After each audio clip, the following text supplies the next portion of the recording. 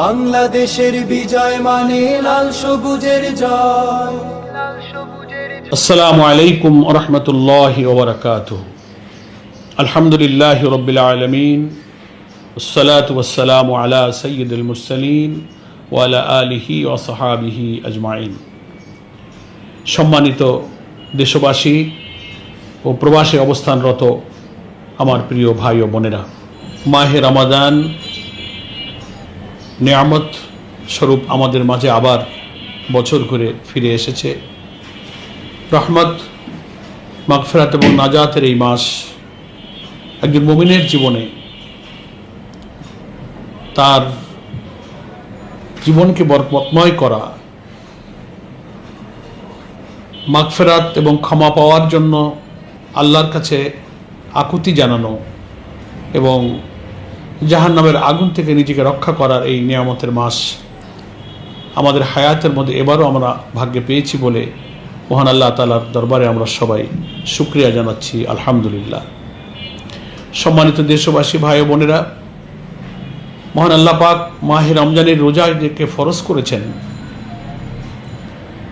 প্রধান উদ্দেশ্য সম্পর্কে আল্লাহ তাআলা কোরআন মজিদে ইরশাদ করেছেন, আউযু বিল্লাহি মিনাশ শাইতানির রাজীম, বিসমিল্লাহির রহমানির রহিম। ইয়া আইয়ুহাল্লাযীনা আমানু কুতিবা আলাইকুমুস সিয়াম কামা কুতিবা আলাল্লাযীনা মিন ক্বাবলিকুম লাআল্লাকুম তাত্তাকুন। প্রিয় ভাই বোনেরা, এই আয়াতে আল্লাহ তাআলা রোজাকে ফরজ করার উদ্দেশ্য সম্পর্কে বললেন যে, হে ঈমানদার লোকেরা, আমি তোমাদের উপরে রোজাকে ফরজ করেছি যেমন পূর্ববর্তী লোকদের উপরে ফরজ করেছিলাম। আশা করা যায় তোমরা এর থেকে তাকওয়া অর্জন করবে। তাকওয়া অর্থ হচ্ছে আল্লাহকে ভয় করা, আল্লাহর কাছে জবাবদিহি, কৈফিয়ত, তার পাকড়াওকে ভয় করে দুনিয়াতে অন্যায় থেকে, নাফরমানি থেকে, পাপাচার থেকে নিজেকে বাঁচিয়ে রেখে চলার যে নৈতিক শক্তি, তার নামই হচ্ছে তাকওয়া। তাহলে বোঝা গেল এই আয়াত থেকে আল্লাহ তাআলা একজন রোজাদারকে আল্লাহর ভয় এবং সেই ভয়ের ভিত্তিতে সমস্ত পাপ থেকে বাঁচবার একটা নৈতিক গুণ অর্জন করার জন্য আল্লাহ তাআলা রোজা ফরজ করেছেন। মানুষ সারাদিন সুবে সাদেক থেকে সূর্যাস্ত পর্যন্ত ক্ষুণ্ণবৃত্তির চাহিদা দমন করে নিজের প্রবৃত্তিকে, নফসানিয়াতকে দমন করে রুহানি শক্তিকে বাড়িয়ে দিয়ে পাপের প্রতি ঘৃণা জন্মায়, পাপ থেকে বাঁচার আত্মিক শক্তি অর্জন করে।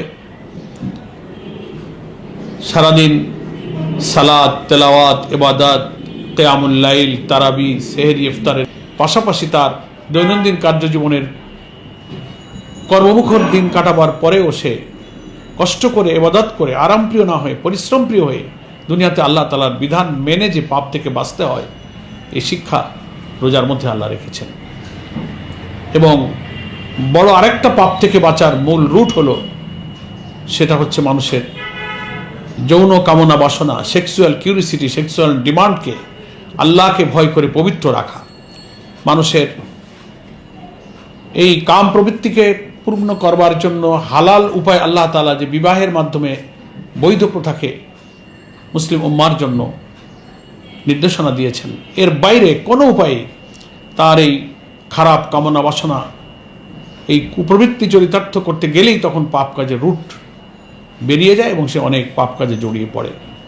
সম্মানিত ভাই বোনেরা, এটাও রোজার একটা শিক্ষা যে সুবে সাদেক থেকে সূর্যাস্ত পর্যন্ত বৈধভাবেও আল্লাহর অন্য 11 মাস যে পদ্ধতিতে তার এই কাম প্রবৃত্তি চরিতার্থ করা বৈধ ছিল, সেটাও আল্লাহ তাআলা এই সময়ে হারাম করে দিয়ে তার প্রবৃত্তিকে কন্ট্রোল করে এই পাপ থেকে নিজেকে বাঁচাবার একটা নৈতিক অসাধারণ প্রশিক্ষণ এই সিয়ামের মধ্যে রেখেছেন।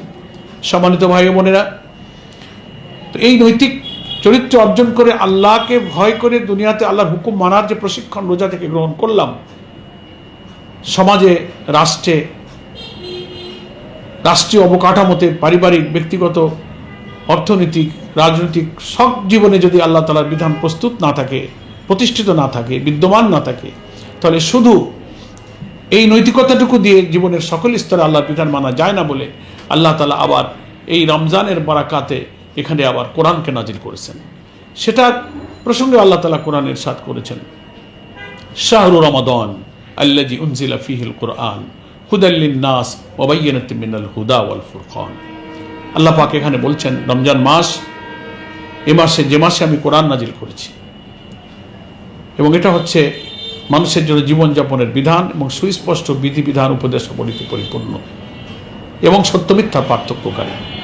তাহলে এই বিধান আমাকে দুনিয়াতে জীবনের সর্বস্তরে প্রতিষ্ঠিত করলেই রোজা থেকে অর্জিত এই তাকওয়ার গুণকে কাজে লাগিয়ে আল্লাহর বিধান মেনে পূর্ণ মুমিন হওয়া যায় বলে আল্লাহ তাআলা এই দিনকে আবার সমাজে, রাষ্ট্রে প্রতিষ্ঠিত করার জন্য নির্দেশ দিয়েছেন।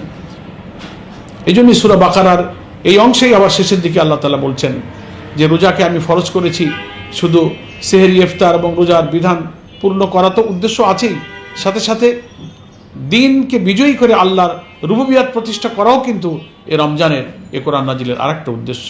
সেটা আল্লাহ তাআলা বলছেন এইভাবে যে ওয়ালি তুকমিলুল ইদ্দাতা ওয়ালি তুকাব্বিরুল্লাহ আলা মা হাদাকুম ওয়া লাআল্লাকুম তাশকুরুন। তোমরা রোজার মেয়াদকে পূর্ণ করো এবং আল্লাহ তাআলার শ্রেষ্ঠত্ব, তুকাব্বিরুল্লাহ, আল্লাহ যে আকবার, আল্লাহ যে বড়, আল্লাহর বিধান বড়, শাসন বড়, বিধান, রাজত্ব, শক্তি, ক্ষমতা সর্বমধ্যে যে সবচেয়ে বড়, মানুষের বিধান সর্বমধ্যে যে চলে না, ওয়ালি তুকাব্বিরুল্লাহ আলা মা হাদাকুম।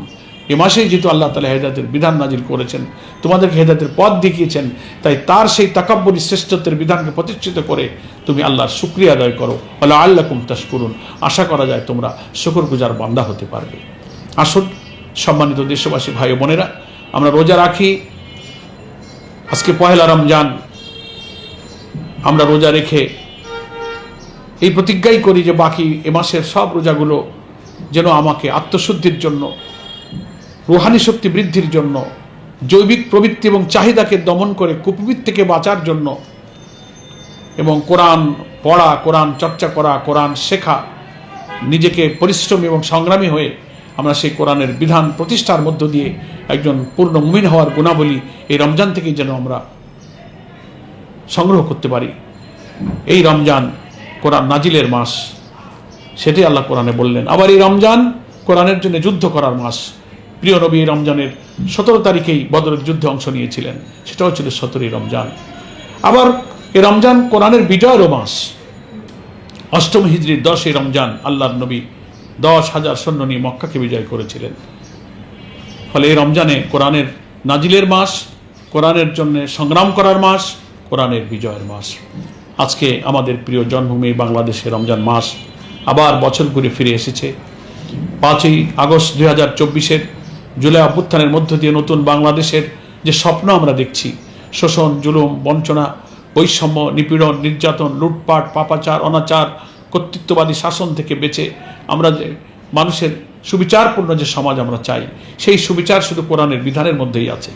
আসমান থেকে নাজিল হওয়া ঐশী জ্ঞানের ভিত্তিতে যে নির্ভুল কেতাব কোরআন, যে রমজানে নাজিল হয়েছে, ওই কোরআনের কল্যাণ রাষ্ট্রের মধ্যেই মানুষের সেই সুবিচার রয়েছে।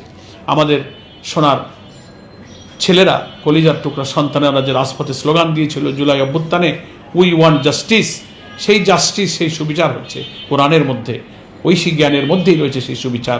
আসুন কোরআন নাজিলের এই মাসে, কোরআনের জন্য যুদ্ধ করার এই মাসে, কোরআনের বিজয়ের মাসে, তাকওয়া অর্জনের এই মাসে আমরা কোরআনকে পড়ি, কোরআনকে বুঝি, কোরআনের চর্চা করি, কোরআনের দাওয়াত দিয়ে আমরা আমাদের সেই স্বপ্নের বাংলাদেশ, সেই কোরআনের কল্যাণ রাষ্ট্র, বরকতময় রাষ্ট্র প্রতিষ্ঠার জন্য আমরা সকলেই নিজেদের জীবনকে একটা লক্ষ্যে পরিচালিত করি। মহান আল্লাহ তাআলা আমাদের সকলকে সেই তৌফিক দান করুন। আমিন। ওমা তৌফিকি ইল্লা বিল্লাহ, হাযা মা ইনদি ওয়াল ইলমু ইনদাল্লাহ, আলাইহি তাওয়াক্কালতু ওয়া ইলাইহি উনীব। আসসালামু আলাইকুম। আমাদের পরিচয় রাসূলের সৈনিক, সত্যের সংগ্রামে লড়ে যাওয়া বীর।